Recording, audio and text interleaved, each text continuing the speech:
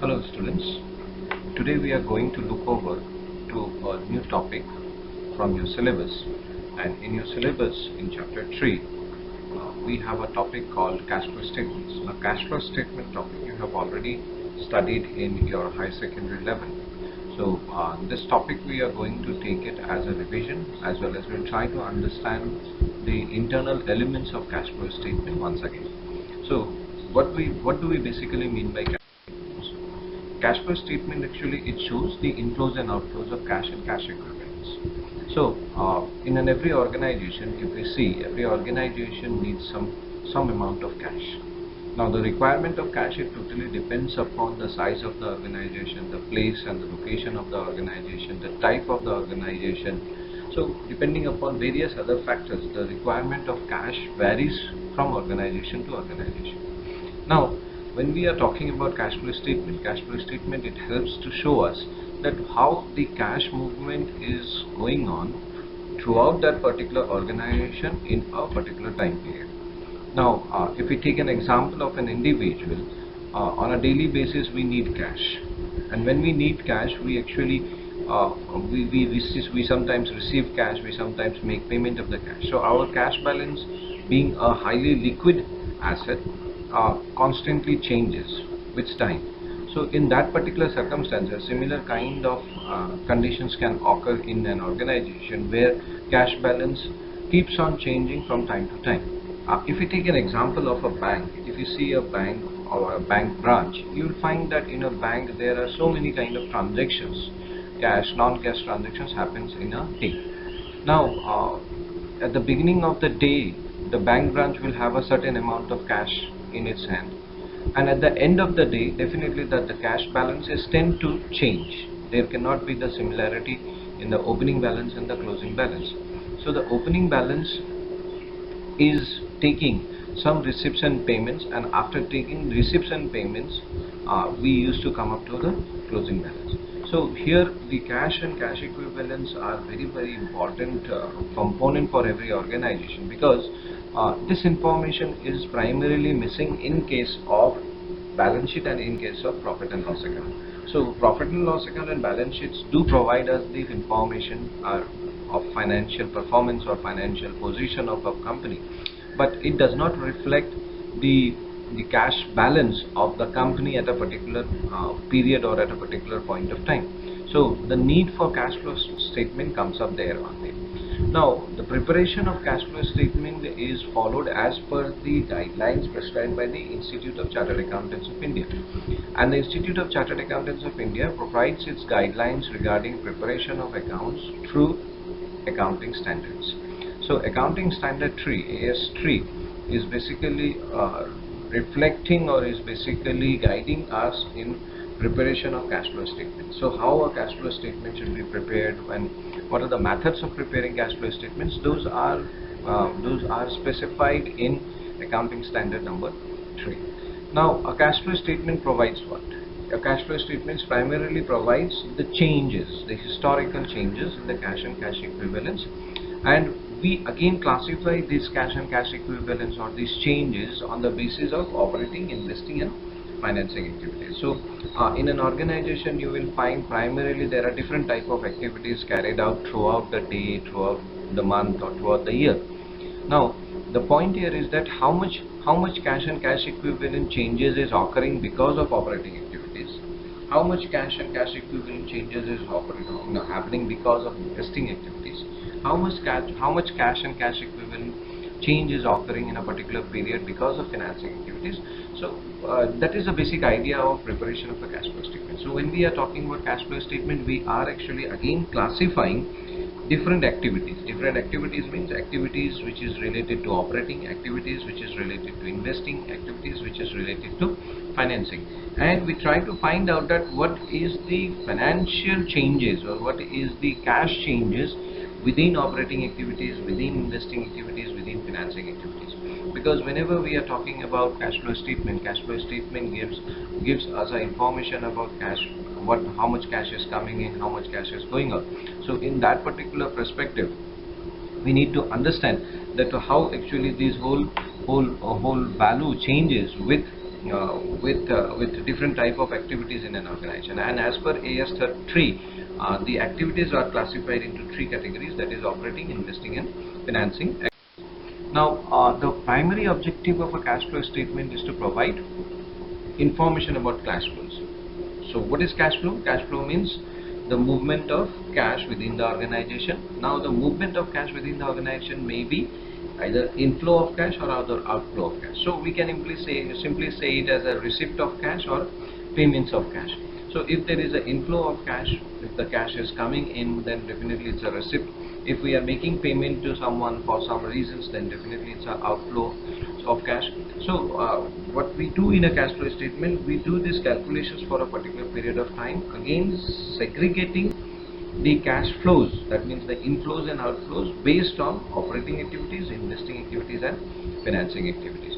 So these statements, or this particular statement, cash flow statement, it helps us to assess the ability of the enterprise to generate cash and cash equivalents and the need of the enterprise to cash flows. Because see, cash is such an item which is required to everyone. We cannot deny the need and importance of cash. So every one of us need cash, and every one of us have a requirement for cash. So obviously we would like to know about that, what changes are going on in a cash balance, in a cash balance in a particular day or in a particular time frame. So to know that particular requirement, to know that particular information, we must prepare our statements, and these statements are definitely must be classified on the basis of the activities given as operating, investing and financing. So the generation or the movement of cash, it actually helps us to not only to know about our position towards the cash, but also it helps us to fix a little bit of futuristic flows of the enterprise, or futuristic flows of the business. Because if we know about that, how the cash is moving in our past, so we can able to fix a little bit of futuristic approach towards those cash flows also in future. So in that particular point, it helps the user to guide the movement and to guide the management of cash in a proper manner. So the benefits of cash flow statements are enormous. There are huge benefits of cash flow statements. So cash flow statements, it helps us to know the changes in the net assets of the enterprise, and to know about the financial structure of the organization. So when we are saying financial structure, basically we like to know about the liquidity and solvency of the organization, because cash is associated with liquidity and solvency most, and its ability to affect the amount and timing of cash flow. So we must also like to know about that, how much time it is taking to move the cash, or how much time it takes to flow the cash. So that is where the need and benefit for cash flow statement comes up. Moreover, its ability to of the enterprise to generate cash and cash equivalents. So if we have a detailed picture of cash inflows and outflows of an organization through different activities like operating, investing and financing, so we can able to easily find out that how we can able to generate cash, or what are the possibilities of generation of cash and cash equivalents if we have all the data points in our hand, or all the data sets in our hand. Moreover, we can able to compare the present value of future cash flows of different enterprise. So this is related to the discounting technique. So this is a different topic, but even though from a particular point of view, we can able to find out that how we can able to calculate the present value of future cash flows of organizations. Moreover, it helps to check the accuracy of past assessment of future cash flows, and examine the relationship between profitability and net cash and impact of changing prices. Now the movement of cash, the movement or the changes in the cash balance, it tends to affect the profitability, though the effect is not directly visible to us through trading account, profit and loss account or balance sheet. But yes, the movement of cash through operating, investing and financing activities, it has a tendency to influence the profitability of the organization. So what is the relationship between the profitability and the change in the prices, or the changes in the cash flows, inflows and outflows? That can be understand, or that can be studied with the help of cash flow statement. Now the basic point here comes up that we are talking about cash and cash equivalent. So what is basically cash and cash equivalent? What do we mean by cash and cash equivalent? So cash and cash equivalent has its own meaning and terms, but cash flow statement, it shows the cash inflows and cash inflows and outflows of cash and cash equivalents from various activities of an enterprise during a particular period. So that is what we are talking about. But what is cash? As per AS3, that is Accounting Standard 3, cash basically means cash in hand and the deposits with the bank. So if we have a deposits with the bank, that is generally, we in a very common parlance, we used to understand it as a cash at bank. So when cash in hand and cash at bank is there, we generally used to term it as a cash as per AS3. But what is cash equivalence? Cash equivalence means any kind of short-term investments which is very much highly liquid, and what is highly liquid means? Highly liquid means any kind of investments which can be converted into cash in a very short period of time. So any cash and cash, any kind of cash equivalence which is short term in nature, any kind of investments which is short term in nature. Moreover, that investment is a very highly liquid investments, because we can easily convert into that particular investments into cash in a very short period of time. For example, like gold, silver, shares. So these items could be called as in fact cash equivalents, because they are highly liquid, and they can be, these are a kind of investments also, but at the same time they are highly liquid and they can be converted into cash in a very short period of time, and with a very minimum level of risk. The criteria for cash equivalent is that the risk level should be very less. So if the risk level is very less, then only we can able to consider it as a cash equivalent, because cash equivalent means it is not cash, but it is almost equal to cash.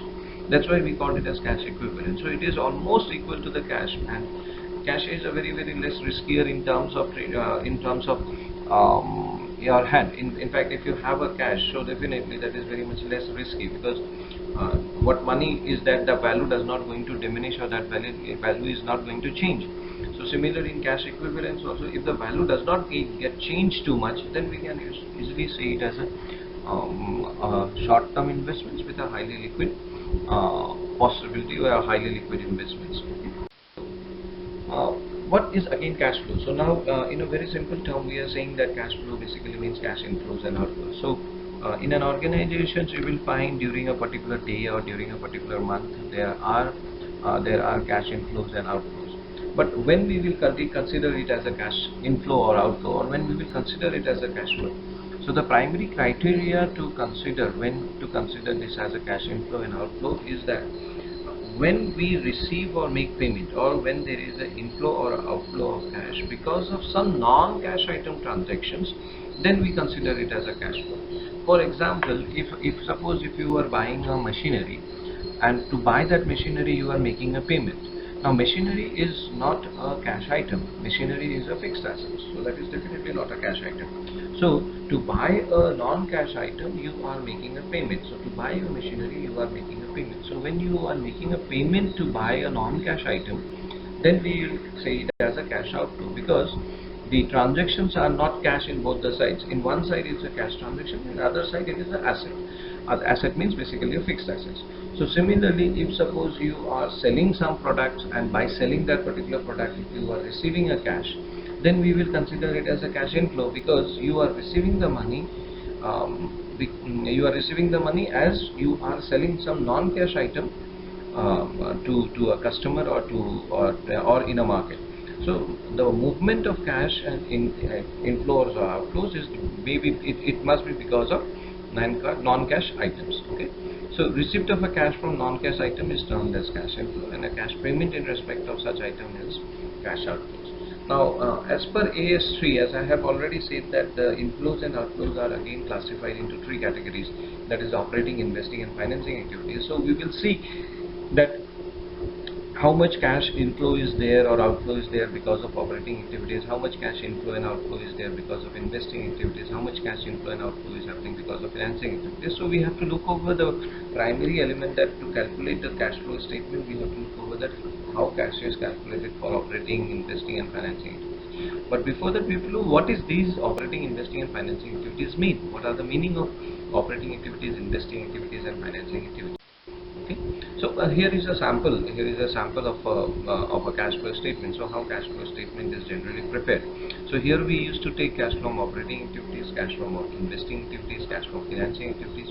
So finally we will have increase and decrease in cash, because it is not necessary that every time there will be cash inflow for these activities. There may be sometimes cash outflows. So sometimes operating activities inflow is more than outflow. Sometimes in case of operating activities outflow is more than inflow, or in case of investing activities there is a higher inflows than outflows, or higher outflows than inflows, or likewise in case of financing activities there is a higher value of inflows or receipts, and or it may be a higher value of outflows, that is payments, in comparison to the inflows. So depending upon the increase and decrease, or depending upon the inflows and outflows, we used to determine the net increase or decrease in cash. That means how much is the net value of increase and decrease in a cash, that is determined, and that difference is again correlated, or is adjusted with, or is calculated with the help of cash at beginning of the year and cash at the end of the year. So here it is, year means it's an annual statement, but it may be a daily statement, it may be a monthly statement. So if it is a daily statement, then we will say cash at the beginning of the day. Then if it is at the end of the year, we will say cash at the end of the day. If it is a monthly, then it is cash at the beginning of the month, and if it is the end of the month, then cash at the end of the month, like that. So the period is basically determined depending upon the organization, that during for what period they are going to prepare their statement. Now to understand this particular diagram, or to understand this particular format in a very simple way, I will just give an example here. Let us take an example. Suppose at the morning, in the morning at the daytime, on a particular good day, you have 100 rupees in your hand. Then throughout the day you had your own activities, you did your job, and at the end of the day, when after coming back to your home, and before going to sleep, you just check out your wallet again, and you found that there is 300 rupees. So technically, if you look over, at the morning it was 100 rupees, and at the end of the day it is 300. So that means there is a 200 rupees inflow. Now that 200 rupees inflow is actually not a absolute figure. It is basically a net figure, because throughout the day there may be many transactions where there is a inflows and outflows are going on. Sometimes you are receiving cash, sometimes you are making payment. So after having so many numerous transactions throughout the day, the net balance is actually 200 rupees. So exactly we cannot say that 200 rupees is the absolute inflow for you in that particular day, because that absolute figure it may be absolute figure if there is no transactions throughout the day. If you have received only 200 rupees, then it may be absolute figure, but it is not necessary that it has to be absolute figure. We generally used to assume that it is a net value. Why it is a net value? Because throughout the day there may be different transactions which is taken up by you, and after doing all those transactions, only the net balance comes up as 200 rupees. So that is how actually we used to see the cash flow statement. So cash flow statement is a statement which actually shows the difference between the opening balance and the closing balance. So how that particular difference is actually determined, that means we have a balance at the opening and we have a balance at the closing. So opening and closing balance is giving us a difference. So how that particular difference is coming up, how that particular difference is influencing our cash. So what kind of cash movements have happened during the day, or during the month, or a year, so which is giving us that cash difference. That is what actually the cash flow statement intends to estimate or intends to calculate. Okay. If we talk about the cash flows, as I am saying that cash flow activities or cash flows are classified into operating, investing and financing activities. So what is operating activities? Now operating activities are those activities which constitutes the primary or main activity of the enterprise or an organization. So every organization, they have some primary activities. That means primary activities means the activity from where the organization is primarily earning its source or primarily earning its revenue. So the activity from where a business is earning primary source of its income, that is basically called as the primary activity. So the main activity of the organization has to be determined, that organization is actually doing what is the primary activity of that particular organization. So what is the inflows and outflows in that particular activity, that comes under the point of cash flow from or cash from operating activities. Now what happens in the investing activity? In investing activities are basically activities which is related to investments. Now it may be termed as it as the acquisition and disposal of long-term assets and other investments not included in cash equivalents, and investing activities relate to purchase and sale of long-term assets or fixed assets. Now as we have discussed about cash equivalents, so in cash equivalent it was basically short-term investments. Those are highly liquid and insignificant risk. That means the risk level is very less. But when we are saying investing activities, here we are talking about long-term investments first. Second, investment in fixed assets or long-term assets. That is what the basic idea is. And the inflows and outflows happening because of that buying and selling of long-term assets or long-term fixed assets, that is basically called as investing activities. That means what are the investment avenues taken up by the organization during the particular year, and whether it may be a purchase of long-term assets or purchase of fixed assets, or it may be sale of long-term assets or sale of fixed assets, or that is redemption of long-term assets. So what actually done by the organization during the year in terms of investment activities, that is actually how we determine the cash inflows and outflows in this particular head. Now the next one is cash flow from financing activities. So when we are saying cash flow from financing activities, it actually shows the changes in the composition or the changes in the capital structure of the organization. Because see, every organization in order to operate its business depends upon a finance. So there must be some funding source. It may be own source, it may be borrowed source. So where from the fund is generated, that's a different issue, but the point is that what are the different sources from where the company is getting the finance. So it may be owner's capital, it may be borrowed capital. So what if there is any changes in the capital structure, if there is any change in the capital composition of the organization, that means inflow of capital, outflow of capital, or inflow of borrowings and outflow of borrowings, receipts and payments of borrowings. So those elements are to be taken care of when we are talking about financing activities. So financing activities, it actually looks over to the capital composition, that is the capital structure of the organization, that what is the composition of capital owners funds, what is the borrowed funds, and is there is any change in the owners funds and borrowed funds during a particular time period which is affecting the cash balance, then we used to consider that those kind of items under the cash flow from financing activities. So when we are classifying our cash flow statements, we are looking over that what are the operating activities. Operating activities means primary activities, main business of the organization.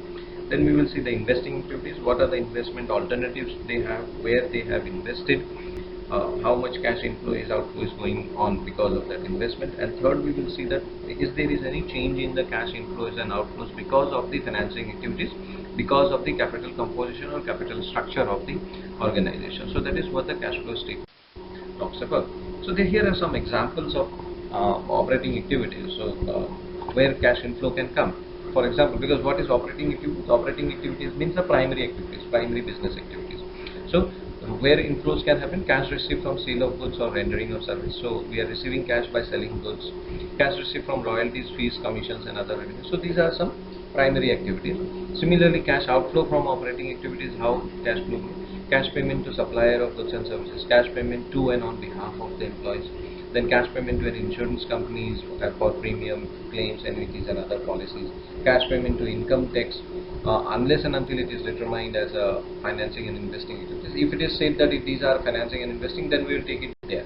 But if it is not mentioned anything, we can also take it as operating activities. So these are some examples of operating activities. Likewise, there are some examples of investing activities like cash payment to purchase fixed assets, then cash payment to purchase shares, warrants, debts, debentures and all that type of instruments which is for trading purpose. Then cash advance and loan made to third party. If we are giving any advance or loans to any other person, then that is cash outflows. Now cash inflow is happening because of receipt because of the sale of fixed assets. So if we sell fixed assets, then definitely we will receive the money. So any cash received because of that, cash inflow is happening there. Cash inflow from the repayment of advances, loans made to third parties. Then cash received from disposal of shares. So if we are selling shares, warrants, debentures, then we used to consider it as a investing activities. Then interest received in cash, if we are receiving cash. Dividend received from investments, then we consider it as an investing activity. So we have a list of items where inflows of investing activities may be done, right? So, and likewise we in financing activities, when we have an inflow, we generate inflow by cash proceeds from issuing shares. So when company is issuing equity shares or preference shares, by those the company can generate inflows. Then cash proceeds from the issuing debentures, loan, bonds and other short-term borrowings. So if there is any kind of issue of bonds, they're drawing debentures or loans, then definitely those are again inflow. That means we are getting or we are receiving money against that. Then in case of cash outflows, we can have cash payment against the amount borrowed. So if we are making any our liability payment, so if we are settling our liability, so definitely in that case it's a financing activities. Interest paid on debentures and long-term loans, dividend paid on equity shares, preference shares. So these are certain examples where financing activities are influenced by cash flow statements. So there may be cash inflows and outflows for financing activities, there may be cash inflows and outflows for investing activities, there may be cash inflows and outflows for operating activities. Okay, so I believe you could able to understand this fundamental concept of cash flow statements. So we will take over to the next topic in the next class. Thank you.